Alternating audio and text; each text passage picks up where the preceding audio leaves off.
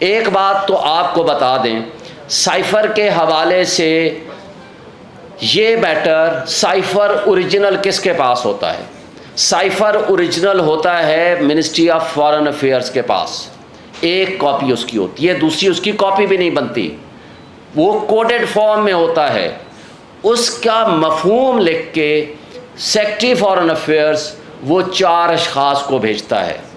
President of Pakistan, prime minister of Pakistan, chief of army staff اور chairman senate I think ان کو بھیجتا ہے۔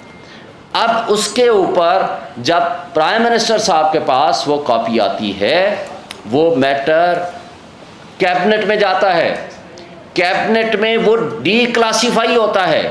یعنی کلاسیفائیڈ ڈاکومنٹ وہ نہیں رہا۔ ڈی کلاسیفائی ہونے کے بعد اس کو ریفر کیا جاتا ہے to the national security committee which is the high regarding the security issues. پھر اس کو نیشنل سیکورٹی کمیٹی مارچ کرنے کا حکم دیتی ہے اور منٹس بنتے ہیں، اور وہ ثابت ہوتا ہے کہ ایک فارن اسٹیٹ نے پاکستان کے اندرونی معاملات میں مداخلت کی ہے۔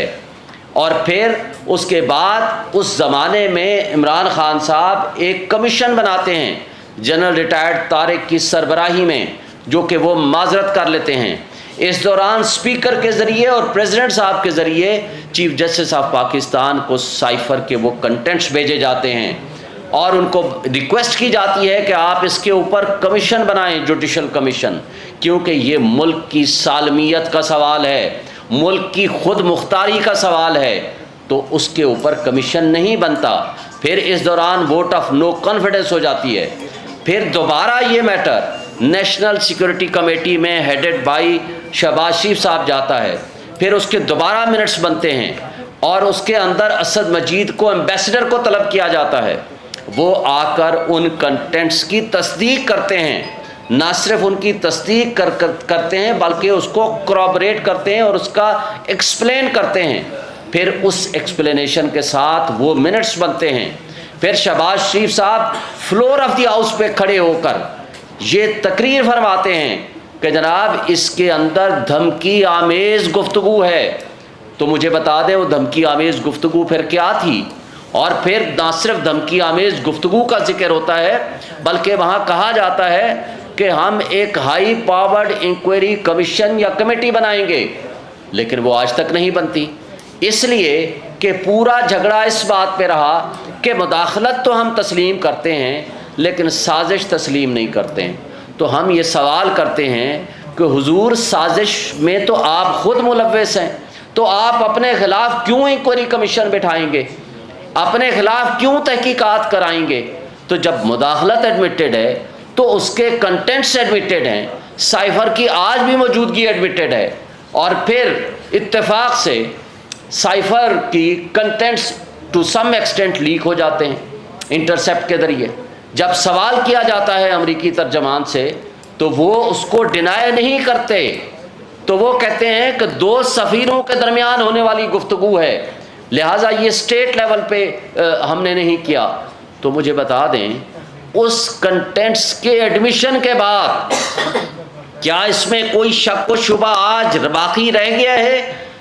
کہ آپ کے ملک کے اندر آپ کی ملکی سالمیت کو نقصان پہنچانے کے لیے، آپ کے سازشی کرداروں کو آگے لانے کے لیے، انہوں نے عمران خان کو سبق سکھانے کے لیے،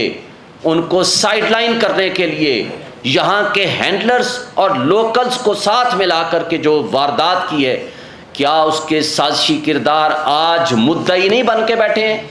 یعنی جو مجرم ہونے چاہیے اس قوم کے، آج وہ مدعی بن کے بیٹھے ہیں، اور جن کو یہ کریڈٹ جاتا ہے کہ انہوں نے ملک کی سالمیت کی خاطر سٹینڈ لیا،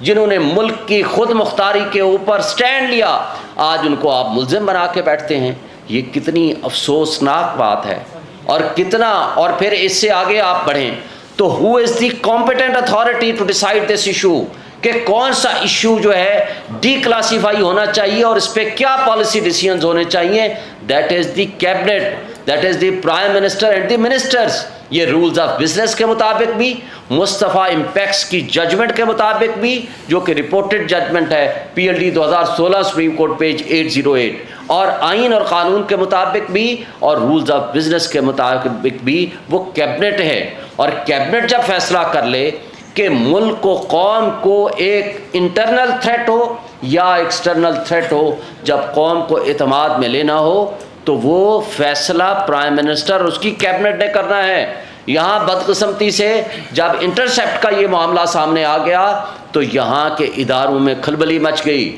ان کو یہ تکلیف ہونی شروع ہو گئی کہ یہ تو ہم سے سوال کیا جائے گا، کل دوسرا سوال پیدا ہوگا کہ اس کے اوپر کمیشن بنائیں، پھر جو سازشی کردار ہیں ان کو سامنے لایا جائے۔ تو اس سے توجہ ہٹانے کے لیے اس طرح کے ہتھ کنڈے ہمیشہ استعمال ہوئے ہیں، اور یہ FIR جو 15/8 کو کاٹی گئی،